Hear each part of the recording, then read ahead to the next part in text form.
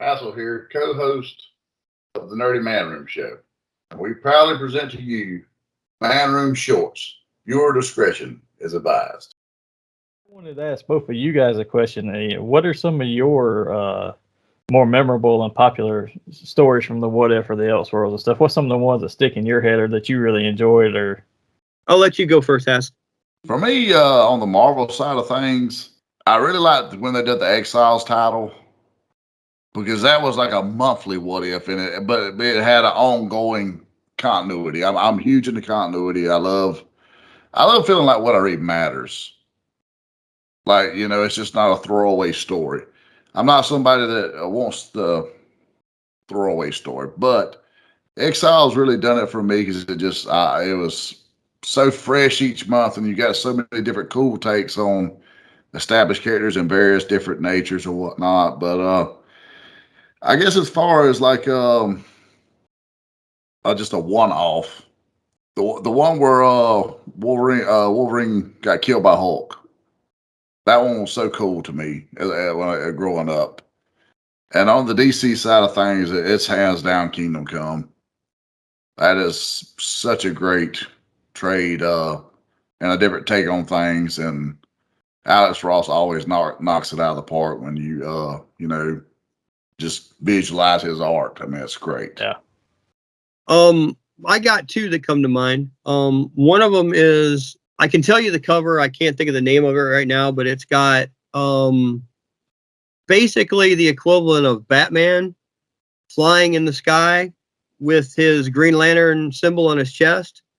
And basically, I actually have that one. I know it. I don't Emerald Knight or something like that is the name of it. Basically, you find out that Bruce Wayne gets the ring and he becomes Avenging Angel, and that's where you get that mesh up. That was because of the Wayne Industries is in charge. There's been two versions. One is that Wayne Industries, he's actually the test pilot because his dad gets killed in the alley still, but he's the test pilot for Wayne Industries. It happens, and instead of the story as it goes with Green Lantern, you have Bruce Wayne given the ring, which was seriously cool. The other one I can't remember the name of either, but it deals with Alfred. Do you realize that Alfred has been with the Wayne family for generations? No. Yes. He had the great grandfather in the Wayne family, he owned a war debt too. So when he died, he told the Wayne hierarchy that we are going to look over your family line, and you come to find out that Alfred has been dipping in the Lazarus pit. No, really? So that he can keep every generation of Waynes, he creates a Batman. Sweet. Yeah. I have not read that one. It's seriously good. I got goosebumps just thinking about it because it's off the chain.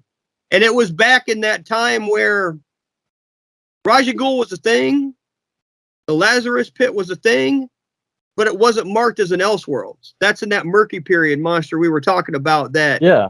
Okay. But it was awesome.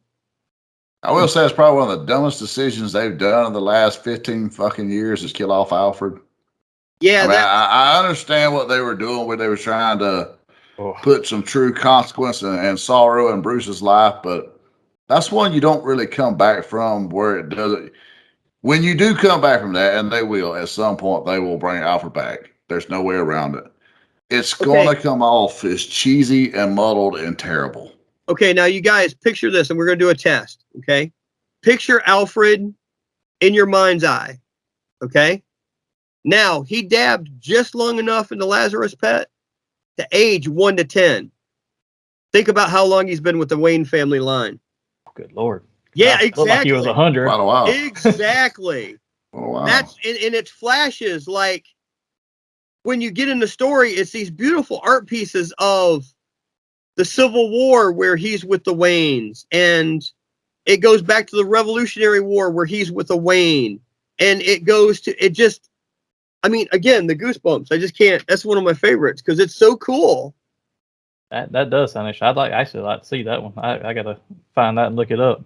Yeah, I've read a few. The ones that really stuck out to me for DC was the one you were talking about, Kevin, with Batman as Green Lantern, and Kingdom Come as well. But yeah, Kingdom Come was kind of a thing unto itself for the most part. But that one where Batman becomes Green Lantern, and I actually have two of them. One, and I think there's a second volume where like Sinestro is basically like his version of Joker, and those were really neat to me. And then for Marvel, that there was a mini series inside of What If, and like I think it's in like volume 3, and it's the Timequake storyline, and it's very much, if you watch Loki, they stole a lot of stuff from that storyline. It's the Timekeepers trying to get rid of Nexus points, and you have they revisit several of the What If storylines, like what if Spider-Man had joined the Fantastic Four, what if Wolverine was Lord of the Vampires, and the Timekeepers have to employ agents because they won't directly interfere, just like the Watcher, and the Watcher is watching them indirectly interfere by putting their agents in place to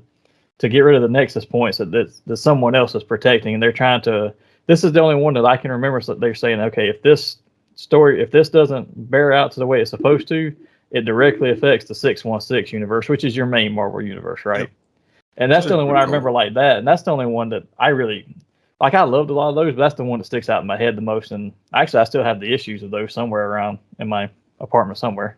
Now, my Marvel that sticks in my mind is for a totally different reason. I was a big fantasy, I'm an RPGer. I'm D&D from back in the day. I've been, almost 45 years in RPG. And that's the one where Conan because of a spell, gets moved forward in time to our current day. He scares the total hell out of this dude in the alleyway.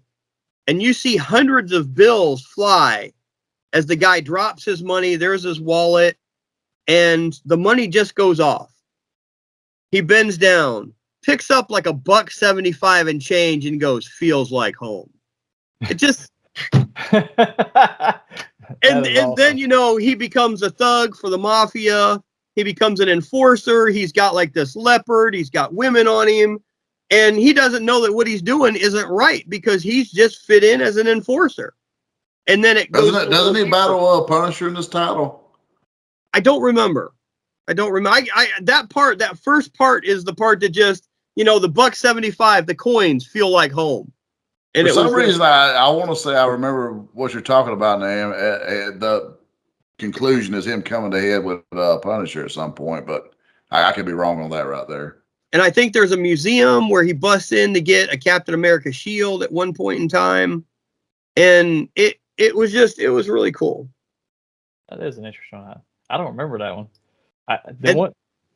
Go ahead. I think you guys will appreciate the other one too that we all kind of forgot and brushed over as far as DC goes.